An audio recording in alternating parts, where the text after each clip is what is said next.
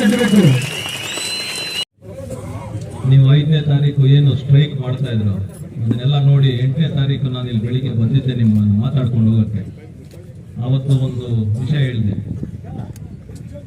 ನಾವು ಸಂಸದರಾಗಿ ಬರೀ 4 ತಿಂಗಳಾಗಿದೆ, ಆದ್ರೇನು ನಿಮ್ಮ ಜೊತೆ ಸುಮಾರು ಒಂದು 10ರಿಂದ 15 ಸತಿ ನಿಮ್ಮ ಜೊತೆ ಮಾತಾಡಿ ನಿಮ್ಮ ಸಮಸ್ಯೆಗಳು ಏನು ಅಂತ ತಿಳ್ಕೊಂಡು CMD ಅವ್ರನ್ನ ಮಾತಾಡಿ ಇದೆಲ್ಲ ಬಗೆಹರಿಸಿ ಅಂತ ಒಂದು ಕೇಳ್ಕೊಂಡಿದ್ದೆ.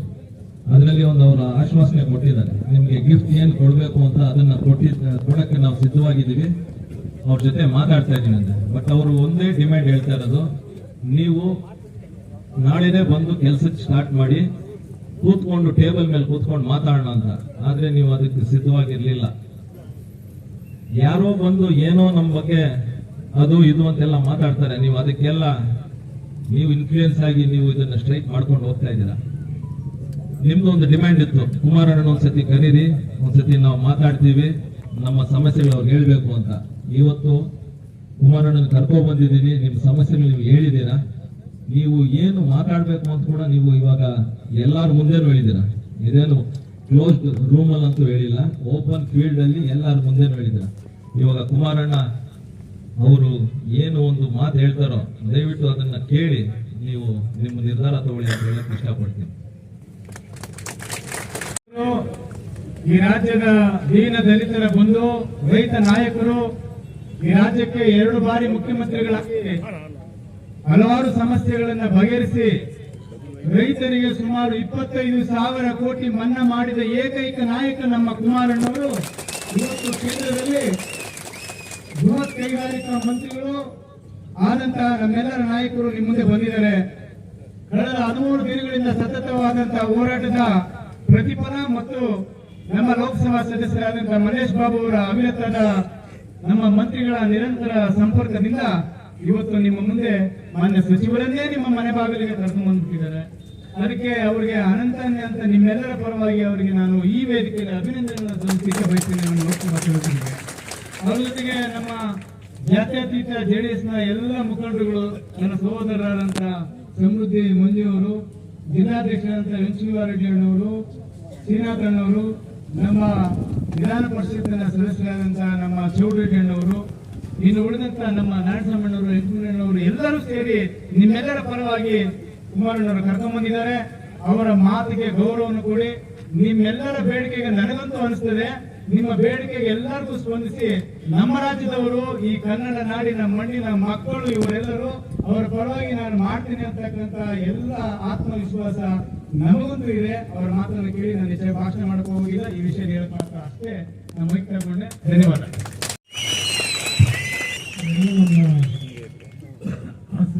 ಕಾರ್ಮಿಕ ಬಂಧುಗಳೇ, ಇವತ್ತಿಗೆ ತಮ್ಮೆಲ್ಲರ ಒಂದು ಹಕ್ಕನ್ನು ಪಡೆಯತಕ್ಕಂಥ ನಿಟ್ಟಿನಲ್ಲಿ 13ನೇ ದಿವಸದ ಧರಣಿ ಕಾರ್ಯಕ್ರಮವನ್ನು ತಾವೆಲ್ಲ ಮುಂದುವರಿಸಿದ್ದೀರಿ ಒಗ್ಗಟ್ಟಿನಿಂದ. ನನಗೆ ನಿನ್ನೆ ದಿನ ಕೋಲಾರದ ಒಂದು ಕಾರ್ಯಕ್ರಮಕ್ಕೆ ಬರಬೇಕಾದಂಥ ಸಮಯ ನಿಗದಿಯಾಗಿತ್ತು. ಆ ಸಂದರ್ಭದಲ್ಲಿ ನಮ್ಮ MP ಅವರಾಗಿರ್ತಕ್ಕಂಥ ಮಲ್ಲೇಶ್ ಬಾಬು ಅವರು, ನಮ್ಮ ಮುಳಬಾಗಿಲಿನ ಶಾಸಕರು ಮಂಜಣ್ಣ ಅವರು, ವೆಂಕಟೇಶ್ವರರೆಡ್ಡಿ ಅವರು, ಸಂಪಂಗಿ ಮತ್ತು ಇನ್ನು ಹಲವಾರು ನಮ್ಮ ಸ್ನೇಹಿತರು ಶ್ರೀನಾಥ್ ಇದ್ದಾರೆ. ನೀವು ಕೋಲಾರಕ್ಕೆ ಬಂದರೆ ಒಂದು 10 ನಿಮಿಷ ನಮ್ಮ BML ಕಾರ್ಮಿಕ ಬಂಧುಗಳು ಕಳೆದ 12 ದಿನಗಳಿಂದ ಏನು ಧರಣಿ ಮಾಡ್ತಾ ಇದ್ದಾರೆ, ಕಾರ್ಮಿಕ ಬಂಧುಗಳು ಮತ್ತು ಅವರ ಪ್ರತಿನಿಧಿಗಳನ್ನ ಒಂದು 5 ನಿಮಿಷ ಭೇಟಿ ಮಾಡಬೇಕು ಅಂತಕ್ಕಂಥ ಒಂದು ಸಲಹೆ ಕೊಟ್ಟರು. ಅದರ ಹಿನ್ನೆಲೆಯಲ್ಲಿ ಇವತ್ತು ನಾನು ನಿಮ್ಮ ಮುಂದೆ ಬಂದಿದ್ದೇನೆ. ಈಗಾಗಲೇ ದೇಶದಲ್ಲಿ 3ನೇ ಬಾರಿಗೆ ನರೇಂದ್ರ ಮೋದಿ ಅವರೇನು ಪ್ರಧಾನಮಂತ್ರಿಗಳಾಗಿದ್ದಾರೆ, ಅವರ ಒಂದು ಸಚಿವ ಸಂಪುಟದಲ್ಲಿ ಭಾರಿ ಕೈಗಾರಿಕೆ ಮತ್ತು ಉಕ್ಕು ಇಲಾಖೆಯನ್ನು ನಿರ್ವಹಣೆ ಮಾಡತಕ್ಕಂಥ ಒಂದು ಅವಕಾಶ ನನ್ನ ಪಾಲಿಗೂ ಬಂದಿದೆ. ಈಗಾಗಲೇ ಕಳೆದ 4 ತಿಂಗಳಲ್ಲಿ ಹಲವಾರು ನಮ್ಮ ಪಬ್ಲಿಕ್ ಸೆಕ್ಟರ್ಗಳೇನಿದ್ದಾರೆ CPSCಗಳ ಪರಿಸ್ಥಿತಿಗಳನ್ನು ನಾನು ಕಳೆದ 4 ತಿಂಗಳಿಂದ ಸುದೀರ್ಘವಾಗಿ ಕಚೇರಿಯಲ್ಲಿ ಮಾಹಿತಿಗಳನ್ನು ಪಡೆಯಲು ಪ್ರಯತ್ನ ಪಟ್ಟಿದ್ದೇನೆ. ಮುಂದೆ ನಿಮ್ಮೆಲ್ಲರ ಉದಾಹರಣೆ ಕೊಡ್ತಕ್ಕಂಥದ್ದು ಬೃಹತ್ ಇಲ್ಲ ನೇರ ನಮ್ಮ ಕೈಗಾರಿಕೆ ವಲಯದಲ್ಲಿ 40 CPSCಗಳೇನಿತ್ತು ಈಗಾಗಲೇ 30 CPSC ಕ್ಲೋಸೇ ಆಗಿದೆ. ಇದ್ದಿದ್ರಲ್ಲಿ ಲಾಭಾಂಶದಲ್ಲಿ ನಡೀತಾ ಇರೋದು BHEL ಒಂದು ನಡೀತಾ ಇದೆ. ಅದು ಹೊರತುಪಡಿಸಿ ಯಾವುದು ಇವತ್ತು ಈ ರಾಜ್ಯದಲ್ಲಿ ಒಂದು ಕಾಲದಲ್ಲಿ ನಮ್ಮ ಪಬ್ಲಿಕ್ ಸೆಕ್ಟರ್ಗಳು ಲಕ್ಷಾಂತರ ಕುಟುಂಬಗಳ ಜೀವನಕ್ಕೆ ಆಧಾರ ಆದಂಥವು. ಪಬ್ಲಿಕ್ ಸೆಕ್ಟರ್ನಲ್ಲಿ ಬರಬೇಕಾದ್ರೆ ಕೆಲವರು ಒಪ್ಪಿಡ್ತಾ ಇದ್ದೀರಿ, ಹೆಚ್ಚಿನ ನಮ್ಮ ದಲಿತ ಸಮಾಜದ ಬಂಧುಗಳಿಗೆ ಕೆಲಸ ಮಾಡ್ತಾ ಇದ್ದೀರಿ ಅಂತ ನಾನು ಕೇಳಿಸ್ಕೊತಾ ಇದ್ದೀನಿ. ಪಬ್ಲಿಕ್ ಸೆಕ್ಟರ್ ಪ್ರಾರಂಭ ಆದಂಥದ್ದೇ ಪ್ರತಿಯೊಬ್ಬರಿಗೂ ಒಂದು ಸಾಮಾಜಿಕ ನ್ಯಾಯವನ್ನು ಕೊಡಬೇಕು ಅಂತಕ್ಕಂಥ ದೃಷ್ಟಿಯಿಂದ ಹಿಂದೆ ಆಳ್ವಿಕೆ ಮಾಡ್ತಂಥವ್ರು ಈ ಪಬ್ಲಿಕ್ ಸೆಕ್ಟರ್ನ ಉತ್ತೇಜನ ಕೊಟ್ಟು ಬೆಳೆಸಲಿಕ್ಕೆ ಪ್ರಯತ್ನ ಪಟ್ಟರು. ಈಗ ನಮ್ಮ ಬೆಂಗಳೂರು ನಗರದಲ್ಲೇ ನೀವೆಲ್ಲ ಕಂಡಿದ್ದೀರಿ. ಚಿಕ್ಕ ವಯಸ್ಸಿನಲ್ಲಿ ITI ಯಾವ ಮಟ್ಟದಲ್ಲಿತ್ತು, NGF ಯಾವ ಮಟ್ಟದಲ್ಲಿತ್ತು, HMT ಯಾವ ಮಟ್ಟದಲ್ಲಿತ್ತು, BL ಸಂಸ್ಥೆಯೂ ನಡೀತಾ ಇದೆ, BL ಏನಿಲ್ಲ.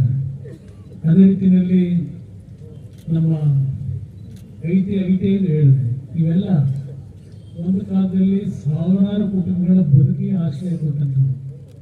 HMT ದೇಶದ 6 ಭಾಗದಲ್ಲಿ ಬೆಂಗಳೂರಿನಲ್ಲಿ ಯಾವೊಂದು ಲಾಭ ಪಡೆದ್ರು ಅದರಿಂದ ದೇಶದ 6 ಭಾಗದಲ್ಲಿ ಕಾರ್ಖಾನೆಗಳನ್ನು ಪ್ರಾರಂಭ ಮಾಡಿದ್ದಾರೆ. ನಮ್ಮ ಹರಿಯಾಣದಲ್ಲಿ ಜಿಂಜಾರ ಅಂತಕ್ಕಂಥ ಒಂದು ಹಳ್ಳಿನಲ್ಲಿ ಸುಮಾರು 15,000 ಜನ ಕೆಲಸ ಮಾಡ್ತಾ ಇರ್ತಾರೆ. ನಮ್ಮ ಇಲ್ಲಿ HMT 25,000ಕ್ಕೂ ಹೆಚ್ಚಿನ ಜನ ಕೆಲಸ ಮಾಡಿದ್ದಾರೆ. ಇವತ್ತೆಲ್ಲ 150 ಜನ 200 ಜನ ಇದ್ದಾರೆ. ಇನ್ನು ಅಲ್ಲಿಂದ ನಮ್ಮ ಕೇರಳ ಹೋದ್ರೆ ಕಾಲಮುಸುರಿ ಅಂತ ಅದು ಅತ್ಯಂತ ಅದ್ಭುತವಾದಂಥ ಕಾರ್ಖಾನೆ HMT ಬ್ರಾಂಚ್. ಇವತ್ತೆಲ್ಲ 150 ಜನ ಇದ್ದಾರೆ. ಇವೆಲ್ಲವನ್ನು ನಾನು ಈ ದೇಶದಾದ್ಯಂತ 4 ತಿಂಗಳಿಂದ ನಾನು ಬರೀ ಅದಕ್ಕೆ ಕಚೇರಿಯಲ್ಲಿ ಕೂತ್ಕೊಂಡು ಅಧಿಕಾರಿಗಳಿಂದ ಮಾಹಿತಿ ಪಡೆದಿರ್ತಕ್ಕಂಥದ್ದಲ್ಲ, ಎಲ್ಲ ಒಂದು ನಮ್ಮ ಕಾರ್ಖಾನೆಗಳಿಗೆ ನಡೀತಾ ಇದ್ದು ನಾನೇ ಖುದ್ದು ಭೇಟಿ ಕೊಟ್ಟು ಕಾರ್ಮಿಕರ ಜೊತೆನೂ ಚರ್ಚೆ ಮಾಡಿ ಇವೆಲ್ಲದಕ್ಕೂ ಒಂದು ಜೀವ ಏನು ಕೊಡಬೇಕು ಅಂತೇಳಿ ಓಡಾಡ್ತಾ ಇದ್ದೇನೆ. ಹೇಳಬೇಕು ಅನ್ನೋದು, ನಾನು ಈ ಸರ್ಕಾರದಲ್ಲಿ ಮಂತ್ರಿ ಆಗೋದಕ್ಕಿಂತ ಮುಂಚೆ ಕಳೆದ 20-25 ವರ್ಷದಲ್ಲಿ ಈ ಡಿಸ್ಇನ್ವೆಸ್ಟ್ಮೆಂಟ್ ಅಂತಕ್ಕಂಥದ್ದು ಪ್ರಾರಂಭವಾಗುತ್ತೆ. ಒಂದ್ಸಲ ಕ್ಯಾಬಿನೆಟ್ನಲ್ಲಿ ಡಿಸ್ಇನ್ವೆಸ್ಟ್ಮೆಂಟ್ ಅಂತಕ್ಕಂಥ ತೀರ್ಮಾನ ಆದರೆ ಮತ್ತೆ ಅದನ್ನು ರಿವೈವ್ ಮಾಡ್ಲಿಕ್ಕೆ ಆಗೋದಿಲ್ಲ. ಮತ್ತು ಅದು ಕ್ಯಾಬಿನೆಟ್ಗೆ ತೆಗೆದುಕೊಂಡು ಹೋಗಬೇಕು, ಹಲವಾರು ರೀತಿಯ ಹರಳಿಸಿಗಳಿದ್ದಾವೆ. ಒಂದೇ ಉದಾಹರಣೆ ಕೊಡ್ತೀನಿ. RINL ಕಾರ್ಖಾನೆ ನಮ್ಮ ವಿಶಾಖಪಟ್ಟಣದಲ್ಲಿರ್ತಕ್ಕಂಥ ವೈಜಾಗ್ನ ಸ್ಟೀಲ್ ಪ್ಲಾಂಟ್ 6,000 ಎಕರೆನಲ್ಲೇ ಆ ಸ್ಟೀಲ್ ಪ್ಲಾಂಟ್ ಇರ್ತಕ್ಕಂಥದ್ದು. ದೇಶದಲ್ಲಿ ಅತ್ಯುನ್ನತವಾದಂಥ ಕೈಗಾರಿಕೆ ಅದು ಸ್ಟೀಲ್ ಪ್ಲಾಂಟ್. ಸುಮಾರು 23-24 ಜನ ಕೆಲಸ ಮಾಡ್ತಾ ಇದ್ದಾರೆ. ಅದರಲ್ಲಿ 14,000 ಜನ ಔಟ್ಸೋರ್ಸಸ್ ಕೆಲಸ ಮಾಡ್ತಾ ಇದ್ದಾರೆ. ಮೊದಲು ಒಂದು ಕಾಲದಲ್ಲಿ 12 ವರ್ಷ ನಿರಂತರವಾಗಿ ಲಾಭಾಂಶದಲ್ಲಿ ನಡೀತು. ಇವತ್ತು ಕಳೆದ ಒಂದು 5-6 ವರ್ಷದಲ್ಲಿ ಈಗ ಅದು ಕಾರ್ಖಾನೆಯ ಒಂದು ಪರಿಸ್ಥಿತಿ ಮ್ಯಾನೇಜ್ಮೆಂಟ್ ಇಂದ ಹಾಳಾಗಿದೆ, ನಮ್ಮ ಕಾರ್ಮಿಕರಿಂದ ಹಾಳಾಗಿಲ್ಲ. ಇವತ್ತು 35,000 ಕೋಟಿ ಲಾಸಲ್ಲಿದ್ದಾರೆ. ಅದನ್ನ ಖಾಸಗಿಯವರಿಗೆ ಕೊಡಬೇಕು ಅಂತಕ್ಕಂಥ ಒಂದು ನಿರ್ಧಾರಗಳು ಮಾಡಿಬಿಟ್ಟಿದ್ರು ನಾನು ಮಂತ್ರಿ ಆಗೋದಕ್ಕಿಂತ ಮುಂಚೆ. ಆದರೆ ನಾನು ಅಲ್ಲಿ ಸ್ಪಾಟ್ ವಿಸಿಟ್ ಮಾಡಿ ಅಲ್ಲಿಯ ಪರಿಸ್ಥಿತಿಗಳನ್ನು ನೋಡಿದಾಗ ಅವರೆಲ್ಲ ಒಂದು ರೆಕಾರ್ಡ್ಗಳನ್ನು ಇಟ್ಕೊಂಡಿದ್ರು.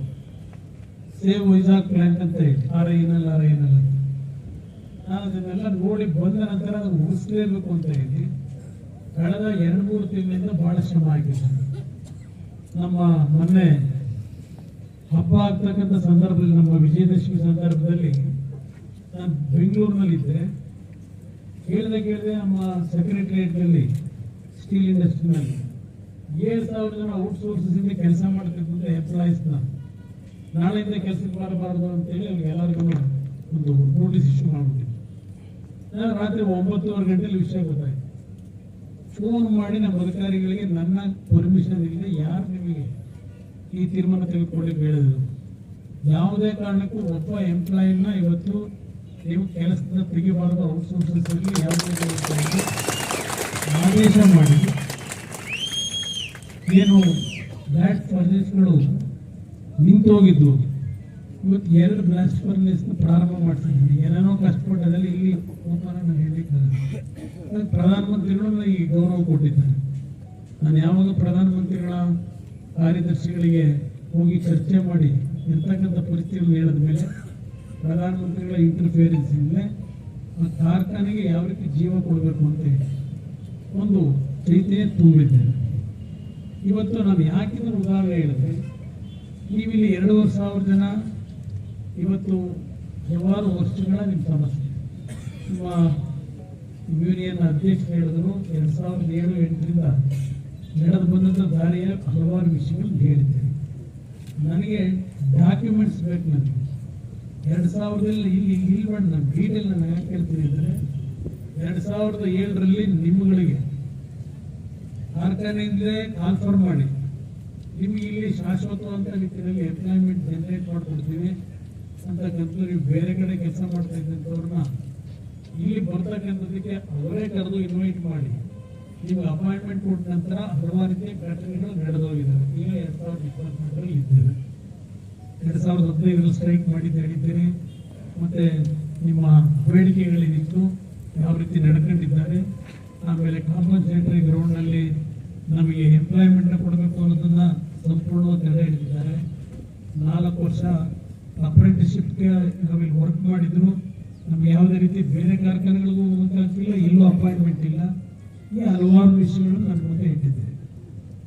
ಒಂದು ನಿಮ್ಮಲ್ಲಿ ನಾನು ಮನವಿ ಮಾಡತಕ್ಕಂಥದ್ದು, ನನಗೆ ಬರೋದಕ್ಕಿಂತ ಮುಂಚೆ, ಏಕೆಂದರೆ ನಾನು ನಿಮ್ಮ ಮುಂದೆ ಏನಾದ್ರು ಒಂದು ವಿಷಯವನ್ನು ಪ್ರಸ್ತಾಪ ಮಾಡಿ ನಿಮ್ಮಗಳ ಈ ಒಂದು ಹೋರಾಟಕ್ಕೆ ಏನಾದರೂ ಒಂದು ಧ್ವನಿ ಆಗಬೇಕಲ್ಲ.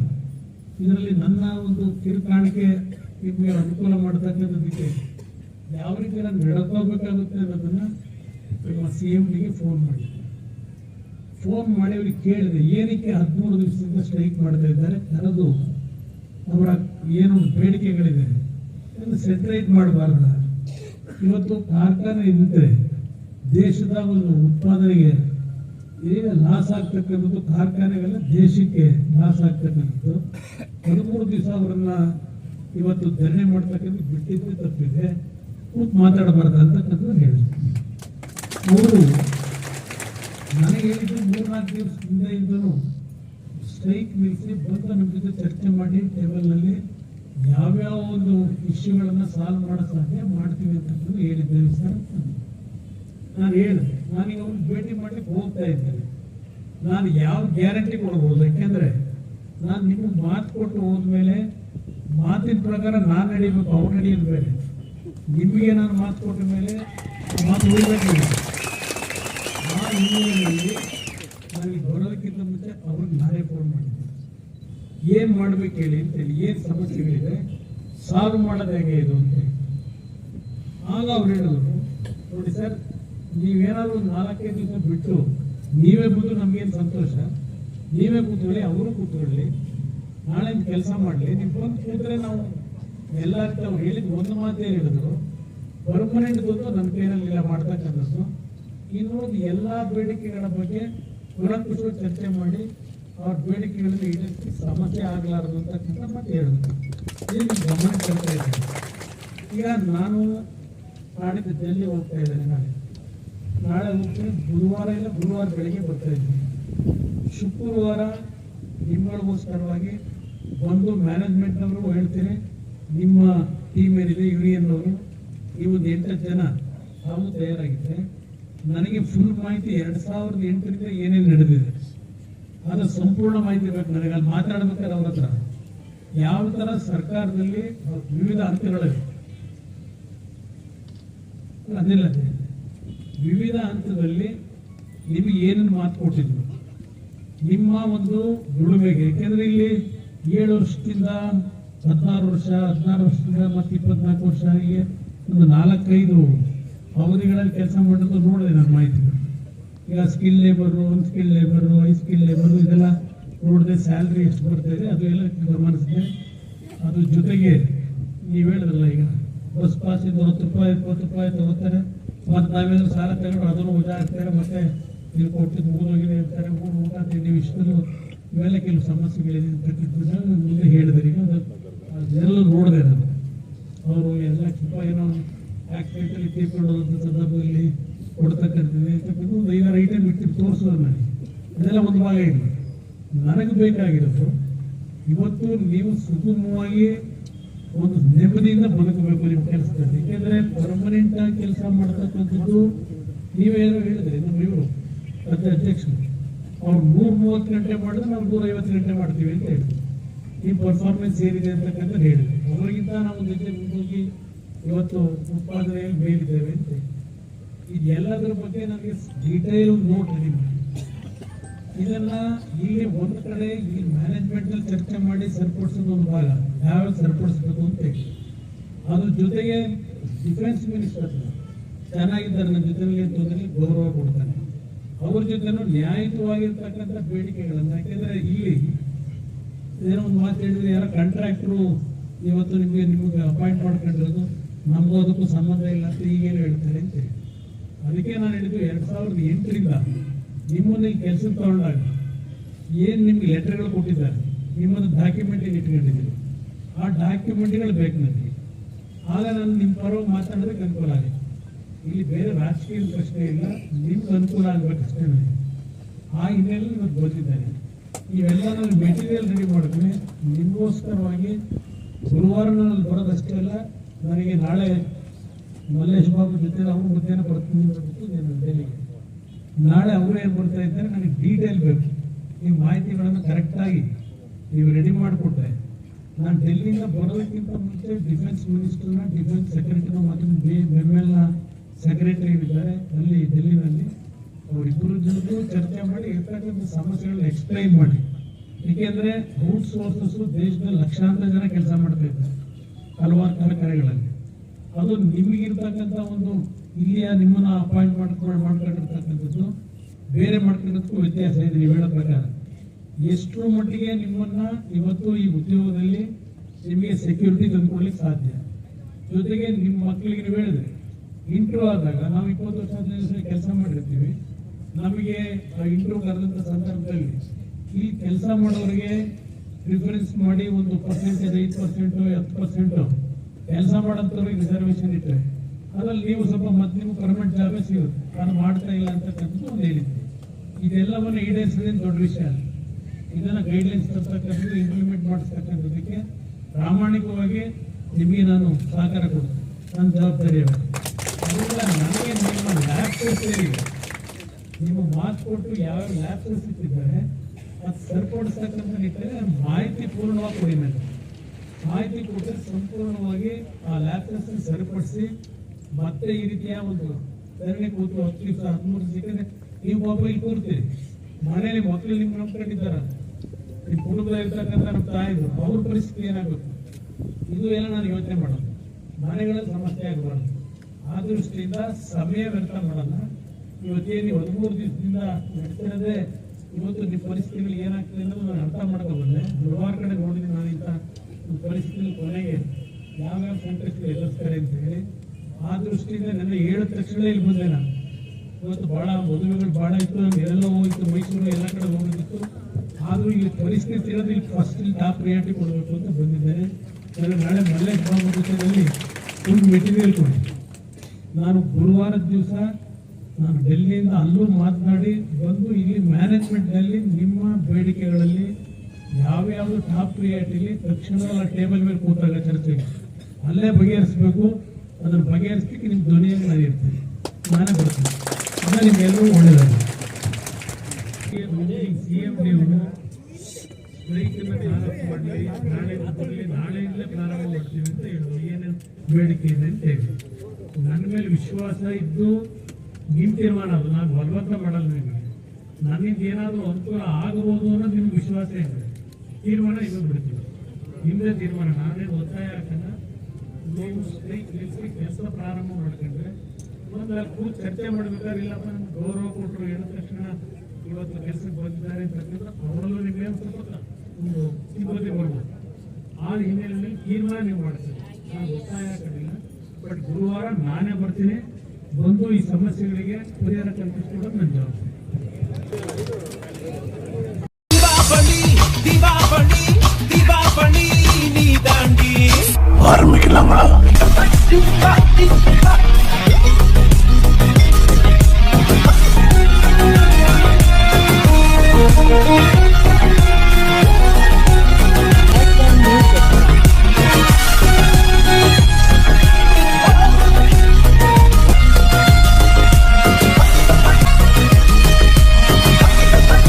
தரம் என்றும் நிரந்தரம், தரம் என்றும் நிரந்தரம், தரம் என்றும் நிரந்தரம். வாங்க.